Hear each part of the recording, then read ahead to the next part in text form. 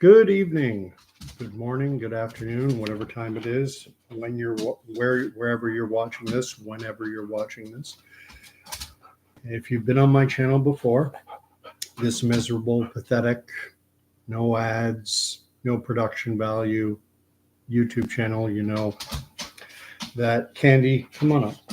That Candy, the wonder, not really a puppy anymore at 4 years, 4.5. She was born December 31st, 2019, and she came to our family March 18th, I think was the day of 2020. And as I've said many times, should have named her COVID or Corona. Corona would have been a good name. I've heard that with dogs, that hard consonant sounds are best. They respond better. K, p, hard consonant sounds. That was part of the reason why Candy. Anyway, Shitpa, lay down. Speak. Oh, there's a good one. Show off your face. There we go. I want to take a break a little from the political scene. I've done now 4 or 5 videos on that by-election in Toronto St. Paul that was stunningly won by the Conservatives, defeating a Liberal stronghold of Toronto St. Paul riding, a seat the Liberals had held for 30 years. And I'm an old political junkie. I was brought up on politics. Regular viewers will know where I've talked about my life growing up and such, how I spent almost 10 years growing up in the United States, having gone to kindergarten, grade 1, 2, 3, part of grade 4, grade 6 in New York City, New Jersey, Oregon. And even when we lived in the States, and even when I was a kid, politics permeated the household. Little story I don't think I've ever told here is in 1972, I was 6 years old, living in Glen Rock, New Jersey, going to a school called Claire E. Coleman, and that was during the 1972 presidential election between Richard Nixon and George McGovern. And my school had what they call a straw poll. We had a vote, and everyone got to go into the gymnasium with a ballot saying Nixon, McGovern. You got to put an X down and put in the box, and they counted it at the end of the day. And Nixon won the poll. Hey, Major, yes, it is pretty late here. After that election, I'm a bit of a nighthawk anyway. And after having done pretty much an all-nighter, waiting on the results of that election, I've messed up my sleep schedule. But I'm not working until tomorrow afternoon. And so, and Mayur knows the feeling. I hope I'm pronouncing your name reasonably well, and that may not even be your name. It may simply be a user handle, whatever the case. But I was talking about how I voted at 6 years of age. I was 6, and I voted in this straw poll at our school. And I came home from school that day, and I probably would have forgotten it, but my mom would always remind me of it. And my mom asked me, she said, well, what happened at school? What did you do at school today? And I said, we had the election or something. And she said, oh, you had an election? Yeah, we voted for the president. And my mom said, oh, okay, they had an election at the school. Who did you vote for? And I said, I voted for Nixon. And my mother was incensed. She hated Richard Nixon. We lived in the United States pretty much the entire Nixon presidency, from 68 until 72, and then in 72 when he ran for re-election. And she was absolutely incensed. And I was like, well, everyone voted for Nixon. And then years later, when my mother and I would get into a political disagreement, she would, you want to talk about not ad hominem attack, she would say, well, what do you know? You voted for Nixon. when I was 6. A little bit of my family lore, but it just speaks to the degree to which I come from a very political family. When we moved back to Canada permanently in 1978, the following year, there was an election in Canada.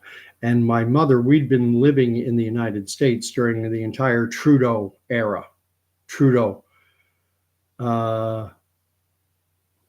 Okay, I said Mayor, I said his name right. We'd missed the entire Trudeau mania. Trudeau came onto the scene in 1968 and became a charismatic media darling and romped to a majority government, but we were living in New York City at the time. So in 1979, when we moved back, that was our first election in Canada, the first in my lifetime and my mom's first election. And she loved Pierre Trudeau, but had loved him from afar. She had been watching from the United States. And so she took out a party membership. She got me helping out in the campaign for the local candidate, a guy by the name of Norm Kaffik. And I was knocking on doors. I was only 12, and they even had me doing phone polling. So I know the political game from an early age, and part of a political campaign is you go knocking door to door, calling on the phone, and what you're trying to do is to identify your support. You're trying to find out, hi, my name's Gordon Causey. I'm calling on behalf of the Liberal candidate Norm Kaffik. Just wondering if you'll be supporting us in the forthcoming federal election. And then if the person would either say yes, no, or I don't know, but if they said yes, their name would be highlighted. And then they might be asked, do you want a lawn sign? But more importantly, or just as importantly, at the end of the election, on election night, you had an inside scrutineer, the person watching the voting taking place and there to supervise the counting, but he would also have access to the list, and he could see if there were identified supporters who had not been out to vote yet. And then the inside scrutineer would telephone or meet with an outside scrutineer who would then tell the campaign office that Bob Smith hasn't voted yet. And they get on the phone with Bob. Bob, we noticed you haven't been out to the polls yet. Do you need a ride? Do you need a babysitter? Do you need, and this is where they talk about ground game and how elections are won. I'm just going to read what Mayor is saying. Pierre was the PM when our family arrived in Canada in 1973, refugee from Uganda, from Idi Amin's time, where people were fleeing that country like crazy, and planes were being blown up. God bless you for being able to get out of that nightmare of a country. At that time, Idi Amin was a scary individual. So Mayor came to Canada from Uganda in 1973. Wow. I know other people who emigrated to, or who had been in Uganda. So I got to hear firsthand accounts from people who had lived there. A lot of foreigners had gone to Uganda. A lot of foreign workers were in Uganda and were looking to get out. I'm wondering, Mayor, if you're perhaps East Indian, because the individuals who I know who were in Uganda were East Indian. There you go. India is an interesting Gujarati. Okay, so I'm surprised your name isn't Patel. At any rate, I have an extended family member who is Gujarati. So, Patel Motel. No. At any rate, I wanted to talk about a passage from the Bible tonight. And the thing about this passage, I've been thinking a little bit about Moses in the beginnings of the book of Exodus. It tells the story of how Moses was at Mount Horeb, or the mountain of God, sometimes called Mount Sinai. No one knows exactly where it is, but he was there tending his father-in-law's sheep. Jethro, his father-in-law, he was tending the sheep. So he was out on his normal routine, just, you know, and I'm using this as a metaphor for my own, you know, it's my standard routine to be caught up in what's happening politically. You know, you just, you know, the hamster wheel, and you're just going with your habitual self. And that's what Moses was doing. And then off to the side, Moses saw a strange sight. He saw a bush burning, but that wasn't being consumed by the flames. So it was on fire, but the wood itself wasn't burning. And the Bible says that Moses turned aside, that he went away from his normal routine, and he turned aside to see this sight. And then it says, and when God saw that Moses had turned aside, he called to him. But first, Moses had to turn aside. First, Moses had to go in pursuit. God was saying, come here, but Moses had to respond to that. And when Moses did respond, then God spoke to him. And the passage I'm going to be reading, I think, is relevant to technology like YouTube. If you go into church, everyone who's there is there because they've been motivated enough to get up, get dressed, get out, get to the service on time, and to sit down and to listen to a sermon. YouTube's a little more casual, and a lot of people in today's world don't know much about the Bible. It's kind of background noise. We're all on our hamster wheels. We're all in our routine. We're all just walking our normal path. And I think this passage speaks to that. It's from Matthew. It starts at the beginning of chapter 20. And it's Jesus relating a parable that I have never heard preached on. And I'm sure, I'm 100% sure, there have been tons of sermons on it. But I've heard hundreds of sermons in my lifetime, and I've never heard it preached on once. That may be denominational. You know, there might be certain denominations but I've heard tons of sermons about the prodigal son. I've heard tons of sermons about the sower and the seeds. You know, I've heard tons of sermons about the woman at the well. I've heard, you know, certain passages seem to get a lot more play. The marriage at Canaan, turning the water into wine. Lots of sermons about that. Lots of sermons about Jesus driving the money changers out of the temple. But I've never heard a sermon on this one. And I think I partly know the reason why, but maybe not. But anyway, I'm going to read it. And what I'm going to do is I'm going to share my screen now that I know how to do this. And it will show the passage. So we're sharing it now. Matthew, and it's called the Parable of the Laborers. That's the way it's titled here. This is the New King James Version. The original King James Version, the King James Version, is a little unwieldy. The language is a little archaic.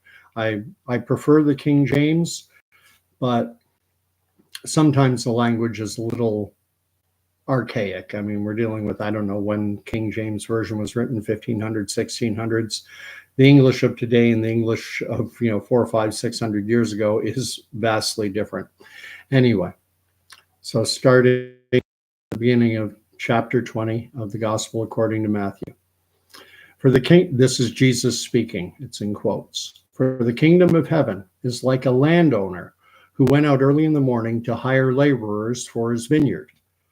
Now, when he had agreed with the laborers for a denarius a day, he sent them into his vineyard. And he went about the third hour and saw others standing idle in the marketplace, and said to them, you also go into the vineyard, and whatever is right I will give you. So they went. Again, he went out about the 6th and the 9th hour, and he did likewise. And about the 11th hour he went out and found others standing idle, and said to them, why have you been standing here idle all day? They said to him, because no one hired us. He said to them, you also go into the vineyard, and whatever is right you will receive. So when the evening had come, the owner of the vineyard said to his steward, call the laborers and give them their wages, beginning with the last to the first. And when those who came who were hired about the 11th hour, they each received a denarius. But when the first came, they supposed that they would receive more, and they likewise received each a denarius. And when they had received it, they complained against the landowner, saying, these last men have worked only 1 hour, and you made them equal to us who have borne the burden and the heat of the day? But he, the landowner, the owner of the vineyard, he answered one of them and said, friend, I'm doing you no wrong. Did you not agree with me for a denarius? Take what is yours and go your way. I wish to give to this last man the same as to you. Is it not lawful for me to do what I wish with my own things? Or is your eye evil because I am good? So the last will be first, and the first last. For many are called, but few are chosen. Thus ends the reading of the word. Thanks be to God. So I'm going to end my share. Oh, it says Mayura says black screen. Well, that stinks. Oh, I ended the share there. Now you can see me, but you couldn't. It went black when I had the passage up. Oh, well. You can read the corresponding passage. Sorry about that, but it's neither here nor there. But at any rate, just a couple of quick points on the passage. It talks about in the 3rd hour and the 6th hour and the 9th hour. When the Bible talks about the 3rd hour, they're talking about the 3rd hour after sunrise. And so the 9th hour would be, in late evening. The 11th hour would be the 11th hour of sunshine. And the closer you get to the equator, it doesn't matter what time of year it is. It's a 12-hour night and a 12-hour day. So once you get to the 12th hour, that's about all the daylight there is. The passage is, Mayor is asking, chapter and verse. It's the Gospel of Matthew. So the first of the 4 synoptic gospels, the first of the 3 synoptic. John is not one of the synoptic gospels, big fancy word. Matthew chapter 20, starting in verse 1 and going to the end of verse 16. At any rate, so a short little passage. Never heard a sermon on it before. And I think there are a lot of people who have heard, the message of Christ, but our culture is so dominated right now with hostility toward the Christian message and hostility towards the Bible and toward Jesus that it's difficult for people to accept it. And a bit of my own testimony is that until the age of 40, I was well off the path. And I was one of the voices that would mock Christianity.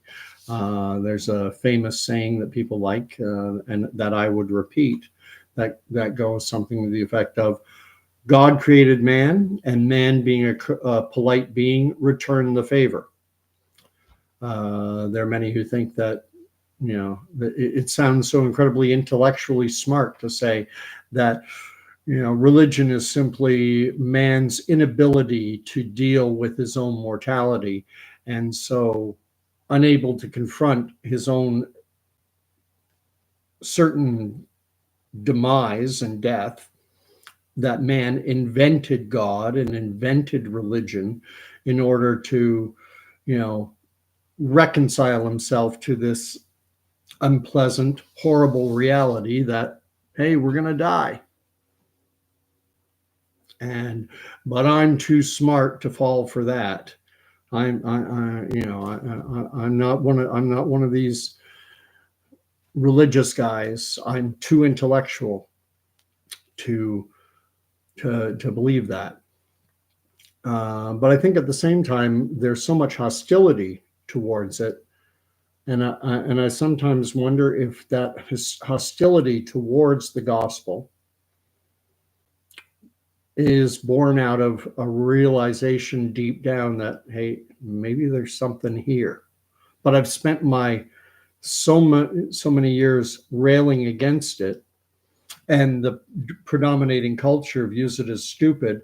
Do I have the courage to look into it and to investigate it properly?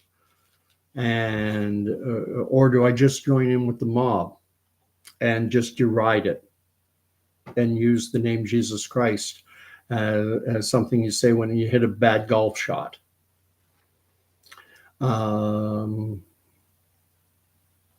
The reason I think this passage, I've never heard a sermon on it before, is because most of the people going to church have been going to church for years. Many have been going their entire lives. They're the laborers in the vineyard who have been there the entire time, who came at the first hour and, were working in the vineyard. And like as Jesus relates in the passage, a lot of Christians don't evangelize. A lot of Christians don't evangelize. They don't share the gospel good news as commanded by Jesus to take this message and spread it to the four corners of the world. Take it to all the nations, all the peoples. Share the light of the world. And that's a job that we're all called to do as Christians. You don't have to beat people over the head with the Bible, and you don't have to hate them if they refuse it, and many do. The culture has a grip on people. So why do I think as I say, I'm sure it has been sermonized on before, but in hundreds of sermons, I've never heard it once. It's the message is not for those who are in church. They're already working in the field. They're already doing God's work in a fashion, or at least they've accepted God's work. They've acknowledged Jesus Christ as Lord. But what is Jesus talking about here? Is the vineyard a metaphor for heaven? I don't think so. I think the vineyard is this life. And the denarius is something of a representation of salvation. The denarius, the coin, the money, the reward, the glory. Here's your reward. And what happens, if you think about it in terms of our world now, our litigious world where everyone likes to go to court over everything, you imagine a labor union and someone's working 12 hours and someone's been working 1 hour, and they both receive the same total payment for the work. 12 hours work is rewarded the same as 1 hour work.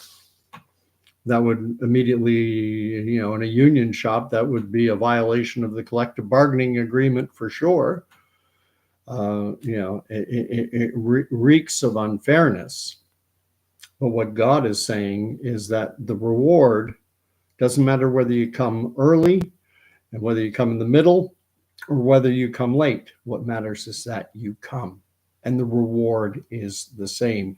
You're not going to receive a lesser reward because you stayed on that metaphorical path tending to your father-in-law's sheep and ignored that call before and didn't come until the last hour of the day, your reward is the same. Your reward is the same. The only thing is, we don't know when the last hour of the day is. But every one of us has a last hour. I have a last hour. It might be tomorrow, might be a year from now, 10 years, 20 years, maybe if I'm lucky, 30, 58 now. Doubt I'll make it to the century mark, but whatever the case. But eventually, my workday is coming to an end. And while I'm standing around doing my normal, God is calling me, get to work in the world, in the vineyard. Mayor says, time to sleep. By the way, I searched workers in the vineyard on YouTube and found a lot of videos. There you go. So there are other ones out there. I did look up something and I saw that there were some printed sermons. I didn't check YouTube, but I decided not to read them because I didn't want to influence my take ahead of time. God bless you too, Mayor.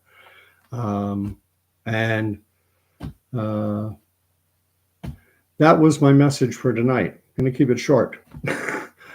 I've got to go to bed myself.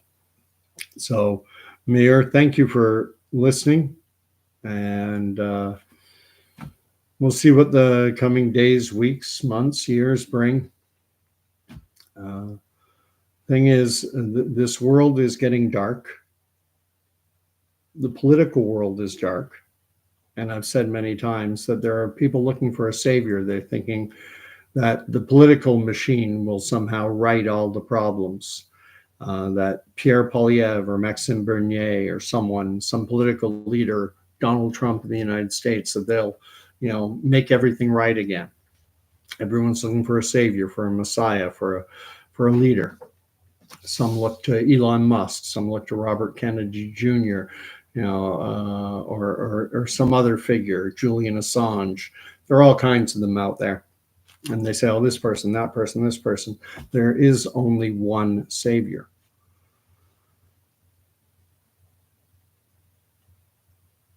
And Mayor has, the good Lord always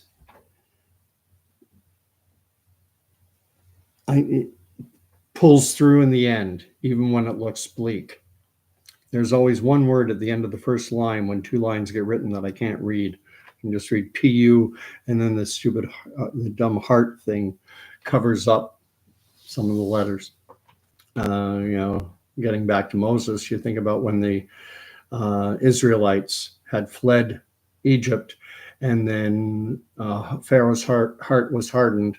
And as the Israelites, hundreds of thousands, were encamped next to the Red Sea or the Sea of Reeds, however you want to translate it, and with no avenue for escape, their backs were up against the wall, and the Lord came and fought for them. So, there's a gospel tune called He's an On-Time God. Yes, he is. May not come when you want him, but he'll be there right on time. Because he's an on-time God. Yes, he is. So the next video I'm planning to do on a religious topic is to go through the 10 Commandments, because that's foundational. And I don't even think you have to look at it through a religious lens necessarily. I think it helps, but I don't think you have to look through the 10 Commandments through a religious lens. And the 10 Commandments are often mocked. And I think there needs to be more voices defending them, because the very foundation of our world is being torn apart. And the 10 Commandments are absolutely 100% foundational to the success that we've had in this world. In, the quality and standard of life and the freedoms we enjoy. So the foundational element of that is the 10 Commandments. And it's sad that they don't, courthouses used to have them on display, and then they got taken down. So that'll be my next video. But until then, God bless. Mayor, thank you for chiming in. Sharunian as well chimed in, but he retracted both his message. I know one was about it being a dark time right now, and it is. But when things are dark, look to the light. So I'll end it there. God bless. If you want to like, if you want to subscribe, you're most welcome. And we will talk to you again soon. Good night now.